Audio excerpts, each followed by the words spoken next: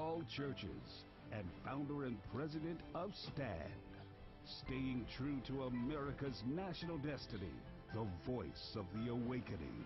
Your host, Bishop E.W. Jackson. And I am he. Great to be with you again today, folks. Hope you're having a wonderful day.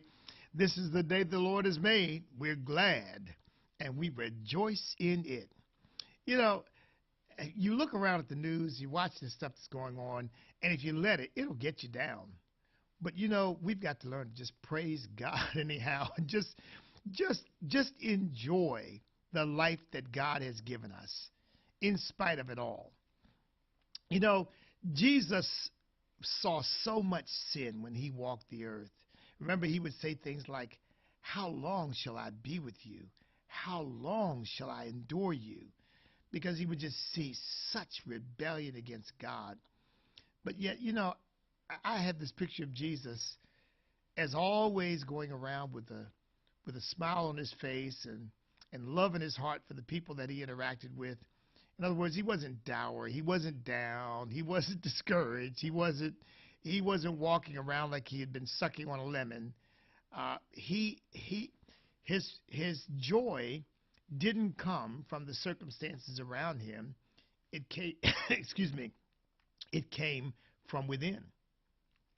You know, the old song says, "This joy I have, the world didn't give it, and the world can't take it away. And this peace I have, the world didn't give it, and the world can't take it away." And I think that's the approach we have to take. So that way we maintain our sense of peace and love and hopefulness, and just generally well-being in spite of the circumstances, as we walk but by faith and not by sight. So that's how we do it. And folks, I'm not saying it's always easy, because sometimes the stuff around you seems to loom so large, but that's when you have to just cast your eyes on Jesus, because he's bigger than anything else that comes against us. Greater is he that's in us than he that's in the world. Well, look, there's a lot going on. I mentioned yesterday that I was having Gordon Chang on my conference call, and he was, and I'll tell you what, it was a sobering discussion. You know, the kind of thing that will make your hair stand on end, because, you know, he's saying that unless we take certain steps, and I think in some ways we've already made a big strategic mistake with China, and that is we've allowed ourselves to be portrayed to them as weak. And I think when you do that, you are inviting conflict. And he thinks unless something changes, we're going to end up at war with China, because they are preparing. I just read an article just this morning, in fact. They're increasing their military budget by 7%. I mean, that's gargantuan. According to Gordon Chang, they are putting the whole nation on war footing, telling everybody to get ready. Now, here again, I think that to the extent that Xi Jinping is making these noises and saber rattling, it's because he perceives that he has a moment of weakness in American history where we are vulnerable. And there's not, excuse me, there's nothing we can do about it. I got a little tickle in my throat. There's nothing we can do about it. And that we don't have the will to do anything about it. And you know what? With this administration, he's probably right. I mean, just think about the fact that this Biden was willing to basically sell himself to the communist Chinese. And he did. He and his son, lock, stock, and barrel, put themselves right on the block to be sold to the highest bidder. And China came along with the cash, and they went right home with them. Forgive that imagery, but you get my point. And so here we are with a president whose fealty, whose loyalty, whose dedication to the well-being of our country I do not trust. And folks, that's a harsh thing to say, but I don't trust him with this country. It's, you know, which would be different than saying I'm not saying I don't trust him because I don't agree with his policies. I think he sees the world differently than I do. No, no, no. I don't trust him because I think he's a crook. And I don't think he cares about America. I think he cares about himself and maybe about his son or his family and enriching themselves. But I think that America's nothing but a footnote for him. And he's been using it since he entered. That's all he's ever done is basically feed from the government trough. So he's never worked a day in his life. Never had a real job. So that's where we are. But look, I'm convinced of this, that, and I don't know whether China is going to try to do something before the next election, thinking who knows who might get elected. If they're thinking, well, we might get a strong president elected, whether it's a Trump or it's a DeSantis or someone else, and figure we can't wait until that time because the reaction might be very different. Let's take advantage of it now. I don't know. I have no inner knowledge of what is going on in the mind of Xi Jinping right now. What I do know is this: if we can get strong leadership, the likelihood of our entering into a hot war with China, I think, diminishes markedly. It's like the bully. The bully only wants to push people around because he doesn't feel that anybody's going to pop him in his head. But the moment the bully gets punched in the nose and the blood runs, the moment the bully or even feels like, when I mess with this guy, he's going to fight me, then the bully's taste for conflict diminishes. Unless he's just a straight up psychopath, in which case he enjoys the conflict because he doesn't have any conscience or feelings or fear or anything, because he's just warped on the inside. But short of that, the potential of getting hurt in the process can be a tremendous deterrence. I don't know who that will be. It can't be Joe Biden, that's for sure. It cannot be Joe Biden. Okay, look, let me not spend all my time on that. This riot now, these rioters, and in fact they've been classed as domestic terrorists down in Atlanta, that are coming against what they have dubbed Cop City. They've hurled bricks, Molotov cocktails, sticks. They have basically declared war on the cops and war on this facility. It's talking about war. That's basically what they've done. Because somehow they see this as, this is going to increase police brutality. And I mean, these people are so off the wall. It's kind of hard to, it really is hard to fathom it. It's hard to understand it. But, it gave me a thought that I've been sort of nursing the last couple of days, that I never really thought about much before. Maybe it's crossed my mind, but it's this. The left and the Democrat Party are not only enamored of communism and socialism. You know what? They're enamored of anarchy too. They are anarchists. Disorder, destabilization, violence, riots. They traffic in that. We'll be back in a moment.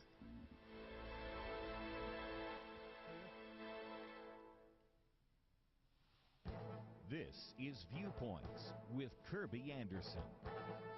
Let's see, if something costs less, but people are happier with it, that sounds like something to look into, and that's MediShare. Maybe you've heard switching to MediShare to pay for health care can save the typical family $500 a month, and that's huge. But it's also true that people are way more satisfied after making the switch, too. The customer satisfaction rate for MediShare is double that of the typical health insurance plan.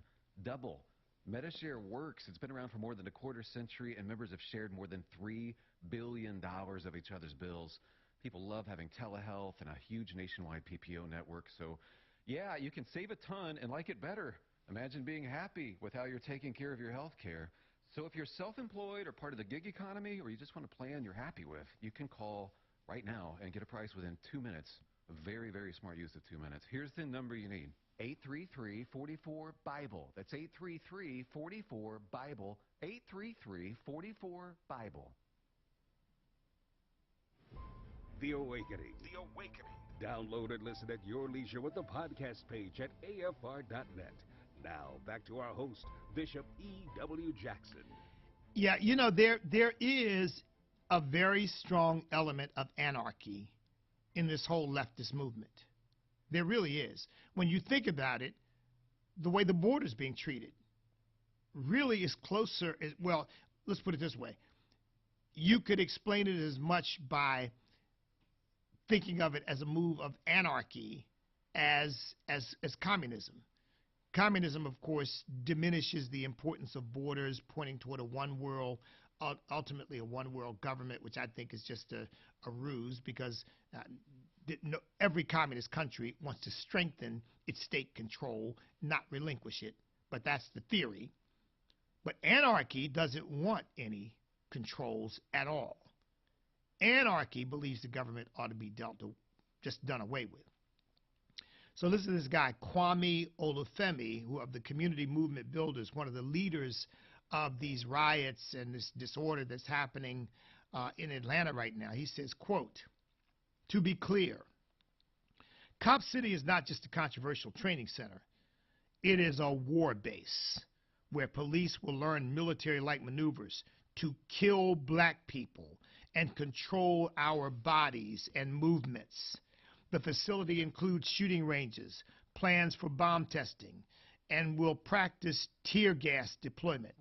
They are practicing how to make sure poor and working class people stay in line. So when the police kill us in the streets, like they did to Rayshard Brooks in 2020, they can control our protests and community response to how they continually murder our people." Now, folks, this is a person who's unhinged, because that kind of talk bears absolutely no relationship to reality whatsoever. I mean, you've heard me talk about the data. Police arrest, the last time I looked, and it can vary from year to year, but police arrest somewhere between 10 and 12 million people a year. Now, here again, I'm not talking about traffic stops. That gets into probably 2 or 3 times that, if not more. I'm talking about actual arrests. 10 to 12 million people a year. Out of the, and by the way, somewhere between 2.6 to 3 million of those arrests are among black folks, Americans of African ancestry, inner city, however you want to describe it, okay? Of those arrests, the number of people who end up in an interaction where they are killed in the process is statistically insignificant. Here again, on average, about 250 black folks are killed in confrontations with police. Most of those are in situations where they are firing a gun or have a deadly weapon that is threatening a police officer or someone else, and they're forced to use it. About twice as many Americans of European ancestry are killed in interactions with police, okay? So let's just, and then there's a number of others. So let's just call the round figure 1,000. And remember, when you investigate these to find out, okay, are there any of these that are legally questionable, any of these in which excessive force may be argued, the number drops to almost 0. A literal handful. And when I say handful, I mean less than 10. Where you could say, okay, well, that's questionable. Why did they do that? Out of 10 to 12 million arrests. And you get this idiot throwing Molotov cocktails at cops because the police are looking to practicing how to make sure poor and working class people stay in line, and they're going to be learning military maneuvers to kill black people and control our bodies and movements. I mean, this person needs treatment. See, I wonder whether a guy like this, because he's one of the leaders, is an anarchist rather than a communist. Because they are advocating not defunding the police, but the abolition of police altogether. In other words, they believe that police shouldn't exist. And by the way, they also believe that prisons shouldn't exist. See, anarchists don't believe in police. They don't believe in prisons because they don't believe in government. They don't believe in any rules at all. They believe you just kind of make it up as you go along. And you know what that leads to, of course. It leads to mass chaos. Well, let me just say again, for all of you law enforcement officers out there and all of you families of law enforcement officers out there, God bless you. We are praying for you. We honor you. We respect you. We love you. We know what a sacrifice you make to try to keep the rest of us safe and to keep yourselves safe as well, so that you can finally get back to your families when the day is done, when your shift is over. I was looking at, I think this was Body Cam, which is one of my favorite shows. I love to watch Body Cam. I mean, it's just watching what these officers go through, just, man. But I was watching one in which this police officer had been shot, and a civilian basically braved gunfire himself to get this police officer out of harm's way. And when the whole thing got settled, you know, this cop was, you know, how they have them interviewing at the end, he was saying, you know, we are criticized so much, and we're you know, vilified, and he said sometimes you feel like, man, you know, it seems like we're the most hated people on the planet. And then somebody does something like this. He said, it's a reminder we're not alone. We're not alone. There are people who do respect what we're trying to do, people who do honor what we're trying to do. So I say to all you law enforcement officers out there, we are not alone. And look, you are not simply up against people who hate cops. They do hate cops. But you're up against people who really hate society. They really hate order. They hate what we have in this country. And police officers simply represent that. See, so to them, they represent the social injustice and all, you know, all this nonsense. And to normal thinking human beings, they represent the last line of defense between us and the disorder that people like this guy would perpetrate on all of us. I'll tell you, when the history books are written, if Jesus tarries, when the history books are written 50 years from now, 100 years from now, if we last that long, they will look back on this defund and dismantle the police movement as one of the worst things that ever happened to this country. I'm serious about that. They're going to look back on it, and they're going to look back on it like we look back on the Depression. Say, man, that was a terrible, terrible time. Because they're going to look back in just tremendous dismay at the pain, the suffering, the hardship that was created by a relatively small group of people who convinced many others that the real problem of our society are the folks who risk their lives every day trying to keep the rest of us safe. They're the problem, not the criminals. Not the murderers, not the rapists, not the robbers, not the carjackers, not the home invaders. No. They're not the problem. They're just a product of an unjust society. The real problem is the people who put on those blue uniforms and walk out their door, whose families often get a knock saying he won't be home tonight. because he stopped somebody at a traffic stop and that person had murder in his heart and ended up killing your loved one. Or because some event broke out and he got there trying to defend people and or she and lost his or her life in the process. See, and this, folks, is what we've got to come back to.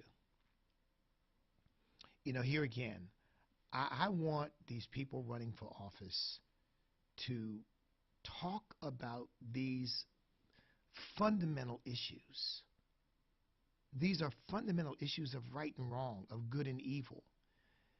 I mean, there needs to be a full-throated defense of our law enforcement officers. I mean, a full-throated defense. No apologies, no nothing. We need them. They are among the best among us because for short pay and great danger, they do a job that few want to do and most couldn't do if they wanted to. And you get these little, as far as I'm concerned, these little moral midgets. And I apologize to midgets. I forget that. But yeah, these who pontificate with all this garbage, all this lying propaganda. When all they are, they're just representatives of the devil. Because he's the first one to create disorder. And he started creating disorder in heaven and then continued to create that disorder in the Garden of Eden. And he's continuing to create it today. And he's got plenty of people who are only too happy to cooperate with him. But praise God, greater is he that is in us than he that is in the world. And he is a defeated foe no matter what. And you police officers out there, law enforcement officers, and the families that are standing behind you, you are doing God's work. The Bible says so. You are doing God's work. You do not bear the sword in vain. You bear the sword to deal with the evildoer. And you know that scripture in Isaiah 5, woe to those who call good evil and evil good. Well, here's a perfect example of that personified. The criminal is the victim. Example of that personified. The criminal is the victim who needs somehow to be protected. Oh, all he did was pull a gun on people. He didn't shoot anybody.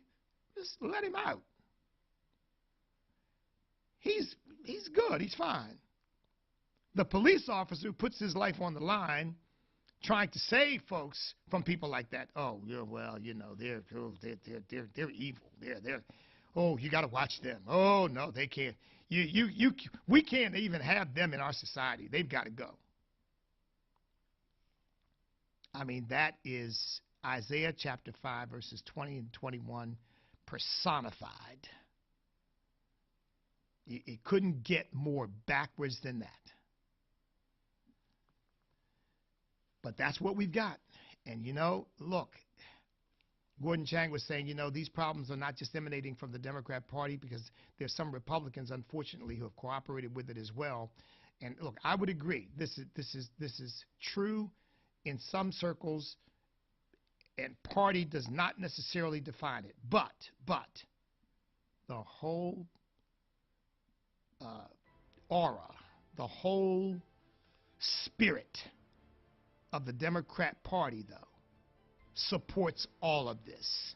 Antifa, Black Lives Matter, this kind of anarchy, the riots, the looting, the killing. All of that seems to be part and parcel of who they are these days. Back in a moment. It's my turn. Here is your host for My Turn, Don Wildman. One day in London, a Methodist preacher looked out over the poor people of that city. His heart went out to those people. He wanted to help them, and he dedicated his life to their service. Little did he know what that dedication would mean. In a few years, his efforts to aid the poor had gained a few followers and many opponents. Quite often, he found his followers beaten and their property wrecked or destroyed because of their convictions. In 1884, 37 years after he began preaching, 600 of his followers were sent to prison because of their religious concern for the poor. Following several years of persecution, the founder and the movement began to win some acceptance. Much of this acceptance was brought about when he presented his case in a book entitled In Darkest England and the Way Out. In that book, he had concrete proposals for several improvements: relieving poverty and fighting vice, homes for the homeless, training centers to prepare immigrants for overseas countries, rescue homes for women and girls being sold into bondage for immoral purposes, homes for released prisoners, legal aid for the poor, and practical help for the alcoholic. The movement became known as the Salvation Army, and the preacher who fell in love with the poor people of London was named William Booth. Someone asked him one day what the secret of his very productive life was. His answer was simple and quite profound. "I'll tell you the secret," he said. "I have made up my mind that Jesus Christ could have all there was of William Booth. I know that he has men with more brains and more ability. But when I saw the poor of London, and knowing what Jesus Christ could do for them, I made up my mind to give all there is of me to him." Of this man, the historian wrote that his theology was simple, certainly concentrated on essential matters, clearly expounded for the understanding and inspiration of the common man. Read the history books, and one thing stands out above everything else. It isn't the person with the most ability who does the most good in life. It is rather the person with the most dedication and determination. And herein is the beauty of the Christian faith. For the carpenter doesn't judge us by how much ability we have, but by the depth of our dedication. It isn't the wisest person, or the richest person, or the strongest person that the Galilean is looking for. No. It is the dedicated and faithful person.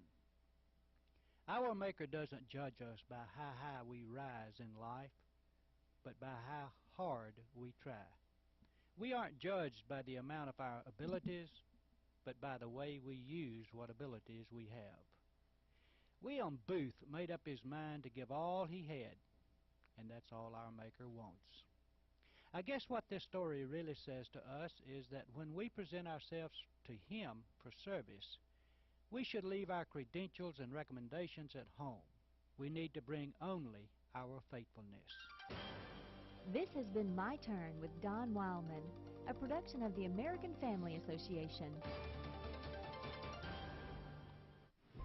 The Awakening. The Awakening. Download and listen at your leisure with the podcast page at AFR.net. Now, back to our host, Bishop E.W. Jackson. So, about 23 people have been arrested for domestic terrorism in what's happening down in Atlanta. Apparently, all but 2 of them are from someplace else, including a couple of foreigners. So, this is probably one of those George Soros finance deals. And here again, folks, I'm beginning to think, is he really a closet anarchist? Because, you know, he's made his money basically promoting anarchy and promoting disorder in the financial realm. I mean, he traffics in that. That's how he makes his money. He's brought whole countries almost to their financial knees, trying to get rich himself, and that's where he's made a lot of his billions. He's not welcome in Great Britain because he almost destroyed the economy of Great Britain, and he's done that in several countries. So it's got to make you wonder, what are these people really after? I mean, I guess they figure with anarchy, they somehow emerge at the top of the heap because they have the money to do pretty much whatever they want to do and buy whoever they want to buy. The number is 888-589-8840. I'm ready to take your calls, 888-589-8840. Tucker Carlson is releasing the January 6th footage that he's obtained, apparently 42,000 hours of it. And I understand there's supposed to be a little bit has been released. And of course, I mean, that's a lot of footage, and I'm told that a lot of that, of course, is just empty rooms and whatnot. because obviously 42,000 hours is a lot of video footage. But here's the most critical question for me right now. I've seen this already. Police ushering people into the Capitol. Now, look, to be fair, there were people climbing the walls. You could see people banging on windows and that kind of thing. But you could also see the police opening the doors and ushering people in. How is that an insurrection? How is that an incursion? How is that even trespassing? And how does that end up with a woman shot in the face? Ashley Babbitt. How does it end up that a woman is shot in the face who is unarmed and poses no threat to anybody? So it'll be interesting to see just what this new footage yields, because let's face it, folks, and this is heartbreaking to me, that the criminal justice system is now being used as a tool of persecution against people based upon their ideology, based upon their philosophy, their attitude toward government. And in other words, you're a constitutionalist, you're an extremist, right? You believe in limited government, you're an extremist. You have questions about the 2020 election. Oh, you're an extremist. You're an extremist. You're a conspiracy theorist. You know, you're a crazy. And I say anybody who doesn't have questions about the 2020 election is crazy, because we all know that it was replete with irregularities. Not to mention the suppression of the Hunter Biden story, which I was just looking at the story, reviewing it this morning. I think some 70% of the American people said had they known that before the election, it would have affected their vote, just on that alone. And we know that the story was suppressed. It was censored. So anybody who doesn't have questions about the 2020 election is crazy. But oh no, not according to the mainstream, so-called mainstream media. 888-589-8840 is the number. One other quick thing, and that is, we can be encouraged by the fact that state after state after state, right now there are apparently 100 bills across 27 states to bring an end to this mutilation of the bodies of minor children, injecting them with hormones, cutting off their genitalia, cutting off their breasts, and all of this insanity. So thank God. I hope all of this legislation passes. I hope all 27 states and more bring an end to this, because I can't think of anything more disgustingly unfair and unjust than to mutilate a kid who then later on may decide, you know what, that was a mistake. Well, guess what? It can't be undone. And anybody, once again, who thinks that that's okay, and anybody who speaks against that, we're the extremists. You got a brain full of marbles. I don't know what to say for you. And a seared conscience, because once again, who in the world wants to do something to a kid? Folks, that's what pedophilia does. It marks a kid for the rest of their lives, and many people never get over it. But that's not good enough for these leftists. They don't only want to mess a kid up in that way. They want to cut the kid. They want to mutilate the kid. They want to perform irreversible surgery on a child, and then say anybody who questions or objects is somehow a transphobe, homophobe, hater, bigot, etc., etc., etc. Well, you can call us whatever you want. I don't care what you call us. We're going to stand up for the lives of these children. And when they become adults, they can do what they want to do. But while they're children, we're going to protect them. And I say the crazies are the people who see it some other way. 888-589-8840 is the number. Let's get some of your calls in. Let's go to Calvin in Kentucky. Calvin, welcome. Brother Jackson, that was the greatest voter fraud ever perpetrated on the American people. And ditto on everything you just said about the children. But anyway, I want you to talk about the Hershey bar crap that's going around now. Because I'm a Hershey bar fanatic, but if you tell me quit eating them, I'll quit eating them. Well, listen. Yeah, thank you for the call, Calvin. This story is just broken. Apparently, I guess the Hershey Company has gone woke. You know, here again, folks, we've got to let the corporate world know. And I saw it on Fox this morning. This new company has kind of been birthed overnight to respond to this, and I guess they've got bars that are said that are he. What is it? He, she, or something. I forget what they're doing to respond to this. But look, I have not delved into this story, but I'll tell you this: if I know, just like now, I know that Donnie Yen had renounced his American citizenship, and he's making American movies. I won't watch one. Once I know that somebody is just really betraying everything I believe in, if I can avoid helping, supporting in any way, I'm going to do it. And it looks like Hershey has just gone crazy. So let's go to Stuart in Illinois. Stuart, welcome. Hey, Bishop. You know I love your show, buddy. Thank you. And I got a quick comment regarding grooming of children. I was watching a children's movie over the weekend with my grandbaby, and this movie was a remake of an English movie called The Railway Children. And I love that show, so I actually encouraged her to watch it. So this is a new cut of it. And they completely changed the storyline. And in this storyline, they made these two black youths who are in the American Army, who have come to England to fight, obviously, and they've deserted from the army. And then they got the police who are tracking them down and trying to find them. I'm not saying all police are good. There are some bad apples. Right. But they made the police in this movie look like German stormtroopers and Nazis looking all over England for these army deserters. And they put the deserters up on a pedestal, and they put the police in a really evil position. Sure. And my grandbaby, after the movie was finished, she was saying to me, she said, Grandpa, she said, are all police bad? Have we got to hide from the police?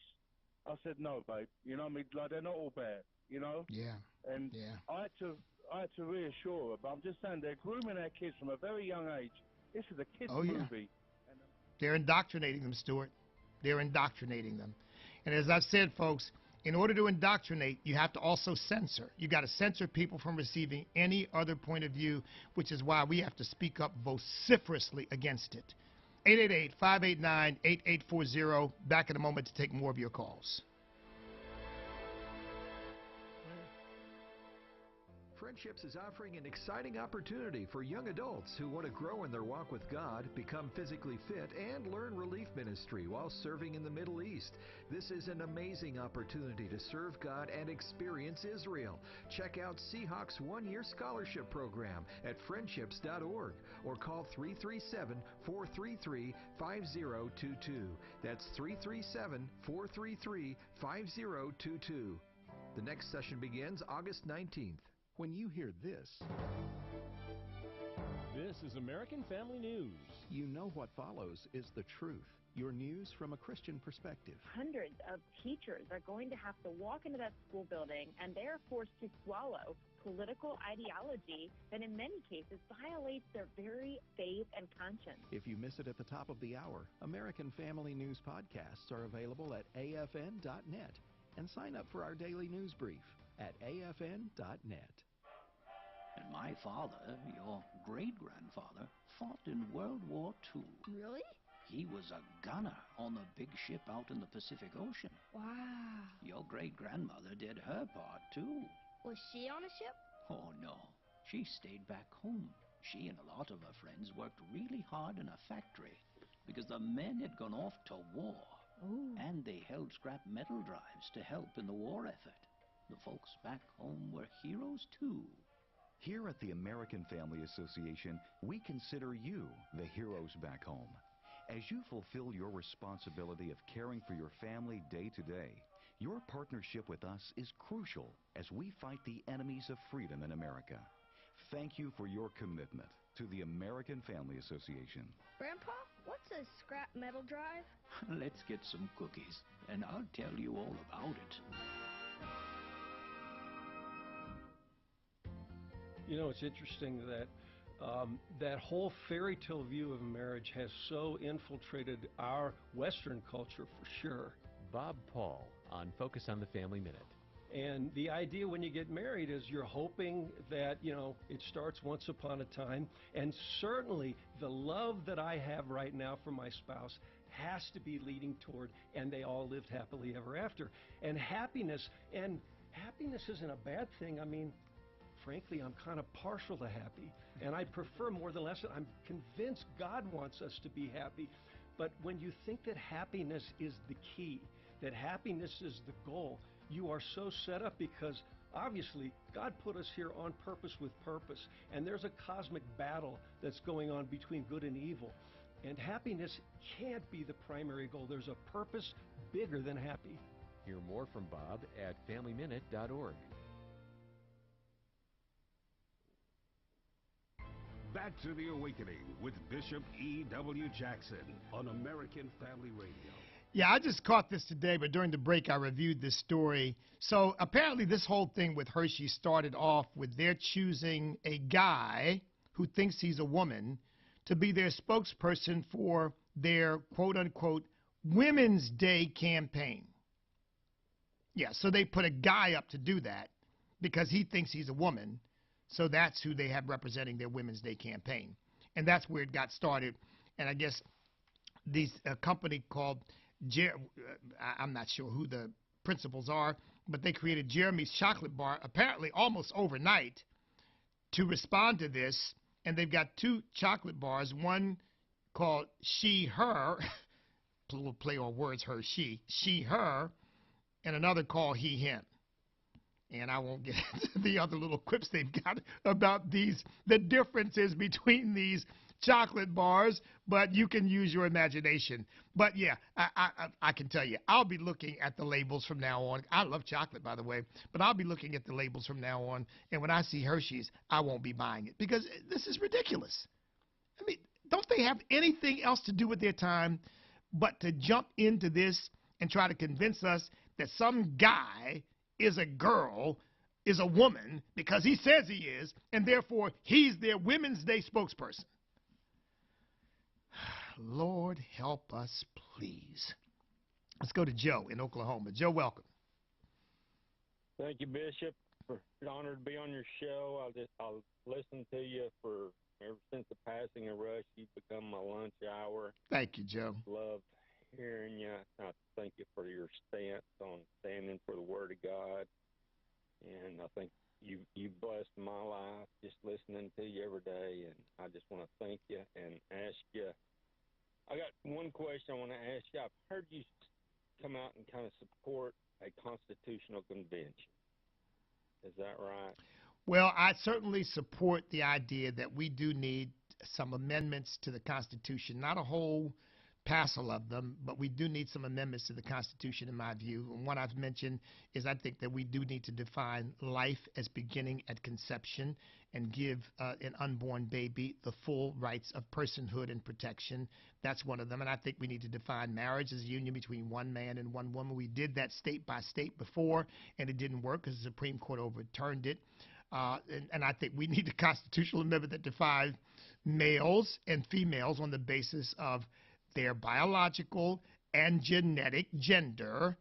People can live however they want to live, but what they can't do is force you and me, like what Hershey's doing right now, that once they say they're a woman, and we got to change everything we do and watch our pronouns and go through all this stuff in order to acknowledge them, because one day they woke up and said, you know what, actually I'm not a guy, I'm a girl.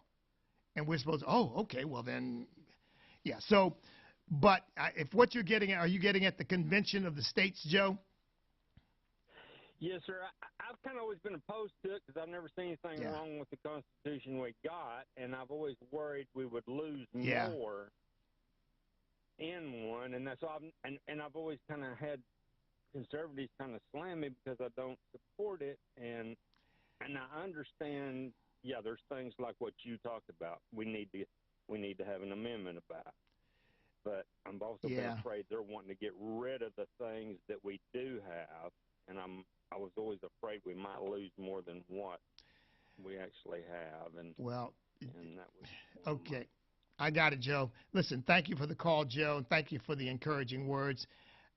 Joe, I am not yet, and don't know whether I ever will become a supporter of the Convention of the States. I have some friends who do support it very strongly, and part of my reluctance is what you just said.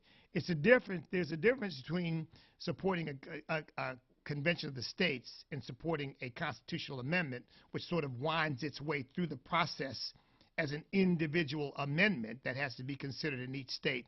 That's different than a Convention of the States, where you're right, in my humble opinion, based on what I've learned so far, where everything becomes up for grabs.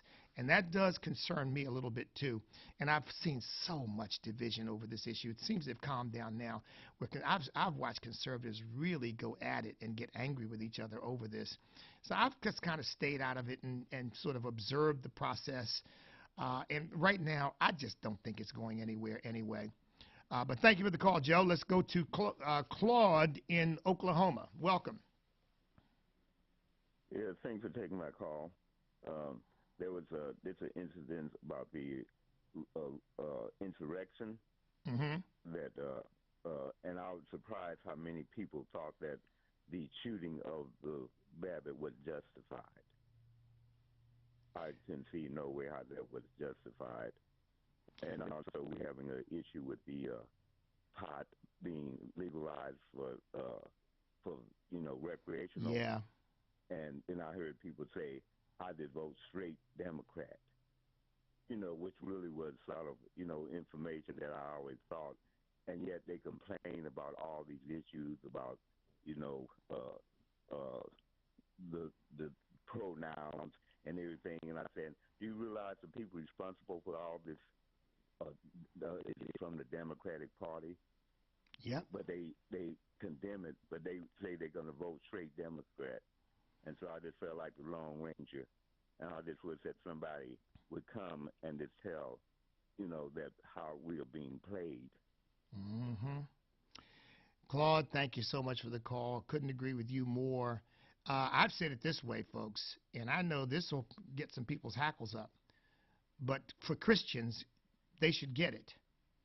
A vote for the Democrat Party at this point is a vote for the spirit of Antichrist.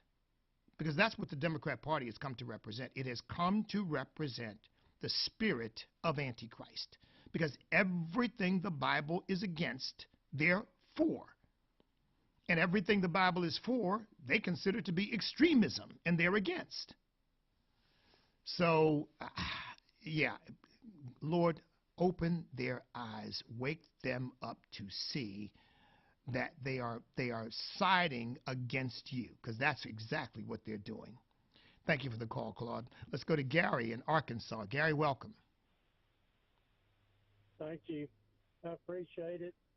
But the Communist Party's got a playbook to overthrow a country, and the Democrats are playing it.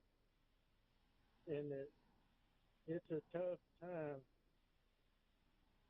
Yeah. But, I've heard that on the radio a few years ago that the guy talked about the Communist Party and about their playbook.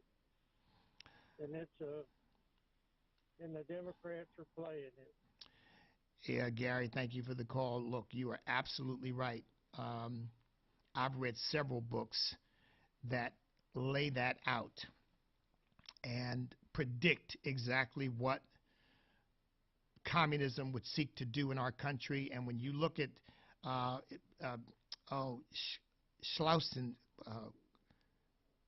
Clausen, I think his name is Clausen's book, written in 1958, I believe, and it accurately predicts exactly what's going on today. So you are absolutely right.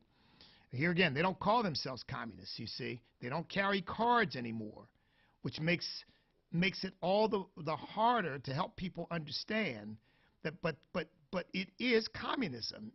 It's just not packaged. It's just like CRT. They're teaching CRT in schools, and they say, we're not teaching CRT. Well, yes, of course you are, because it's all the substance of CRT. You just don't call it that. And it's the same thing right now with the Democrat Party. You got all the substance of communism. They just don't call it communism.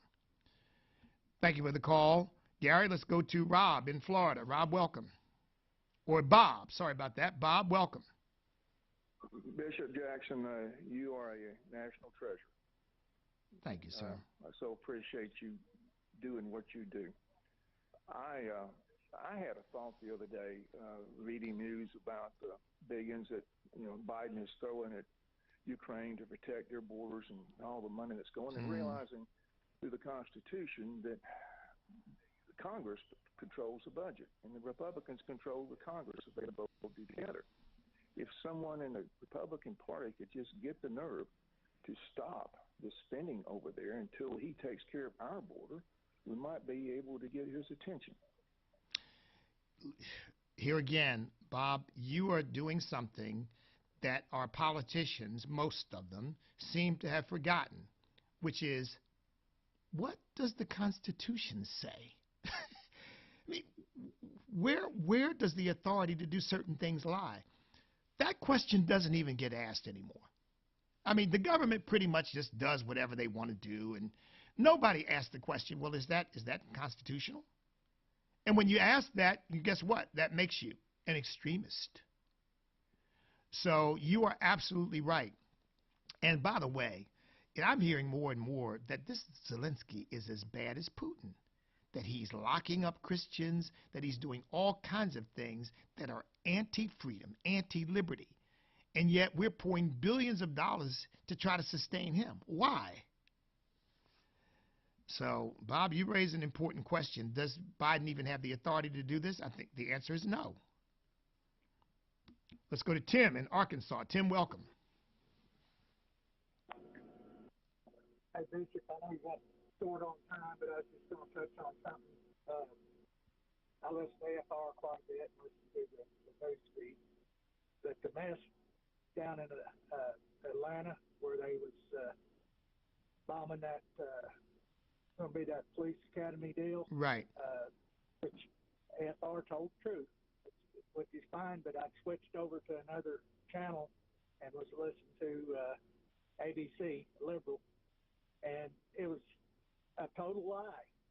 They had a woman come on there that's from that area.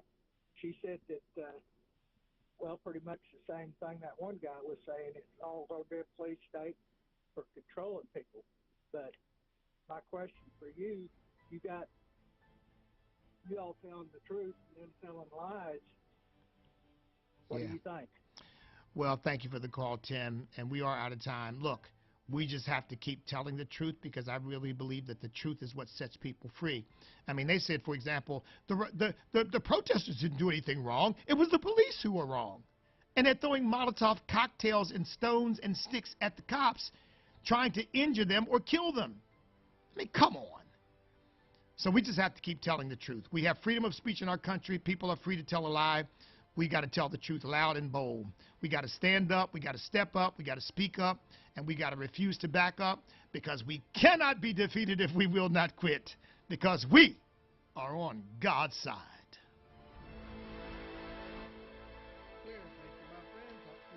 All right, Randy, look forward to it. God bless. The views and opinions You too. expressed in this broadcast may not necessarily reflect